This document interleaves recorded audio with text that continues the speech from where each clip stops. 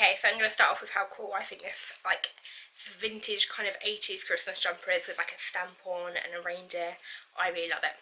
Anyway, today I thought it'd be really... Today I thought I would talk about spending Christmas, like Christmas Day, when you don't have all your family around. So this is something that growing up I had actually quite a lot, because two of my older siblings used to go to their mums every other Christmas. They're still my sisters. Let's not get into that conversation right now. But, so it wasn't really uncommon for me, but as I got older, things changed more and more. So now a lot of my older siblings, all of my older siblings either are married or have partners, and some of them have kids.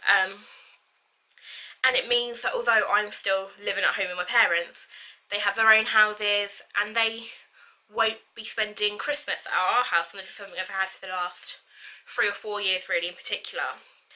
And there's a massive age gap between the oldest and the youngest, so my younger sister's 17 and my older sister's 29, so it's a big age gap, so there's lots of us in different points of our lives, and I just thought it'd be really interesting to talk about that and how we make it work. So I know for some people everyone's all around one person's house, aunties, uncles, everything, grandparents, all around one person's house on Christmas Day, and that's not something I think we've done for a very long time. And we've kind of come up with our own creative ways around it. So last year, on Christmas Eve, I got my car and then I drove 40 minutes to go see my sister with my nieces and nephews, and I gave them their presents that night. They didn't open them till the morning, but we had phone calls in the morning, chatting to each other, told me that grateful and stuff like that, and it was just really, really nice. And then when I got home that Christmas Eve, my other sister, who's older than me, and her husband were there, and we did present exchanging with them. And that's all on Christmas Eve, so it's still quite new to the day. And then on Christmas Day, my brother and his girlfriend came round, and my granddad came round. Just one of my granddads, I've got lots of grandparents. But also last year, which was a bit different, is my auntie and my other set of grandparents came round. That's the first time it's probably happened in at least 5 years, so it's quite a big change to what we're used to. And then on Boxing Day, the rest of my family went to see my elder sister with the kids, and I had to go to work, which is a bit unavoidable, but yeah. But most years, we'd go see on Boxing Day my auntie and my grandparents on my dad's side, who came on Christmas Day last year.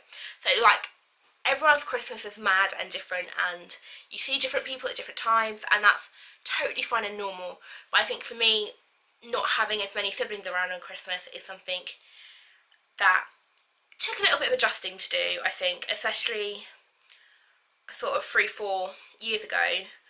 My siblings who were older were choosing to come to here on Christmas instead of go to their mums, and so it was just a different situation. I'm used to waking up and us running into each other's bedrooms and opening stockings together and stuff, because we're not allowed downstairs till 8 o'clock. I'll get to that when I do a Christmas traditions video. But and so this year I'm going to be the oldest sibling in the house, which I think was it like this? I think it was like this last year, but I still find quite a weird situation and scenario to be in.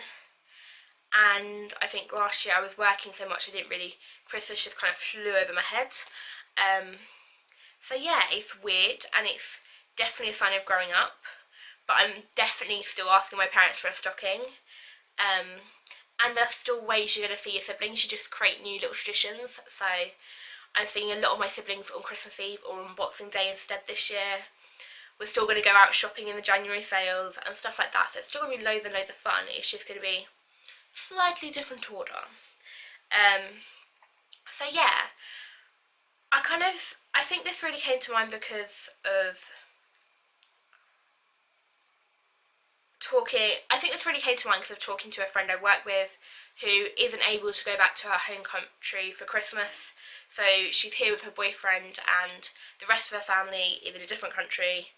They can't afford to go back, and so she's used to spending all her Christmases and birthdays, like for the last probably about 5 years, not only with friends, not really with a massive amount of their family, and I just thought I'm really lucky to be able to drive for 20 minutes and go see my brothers and sisters, or walk up the road for 20 minutes in terms of some of them. So yeah, I just thought I'd make a little video about that. So if you don't have your brothers and sisters, or your cousins, or your aunties, your uncles, your grandparents around on Christmas Day, it's not the end of the world. You will see them over the Christmas holiday, but if you can't, I really hope there is a way you can connect with them, whether that's through Skype or phone calls or letters, send Christmas cards, just, yeah. And make family out your friends. There's loads of people around you who want to be there for you, who want to support you.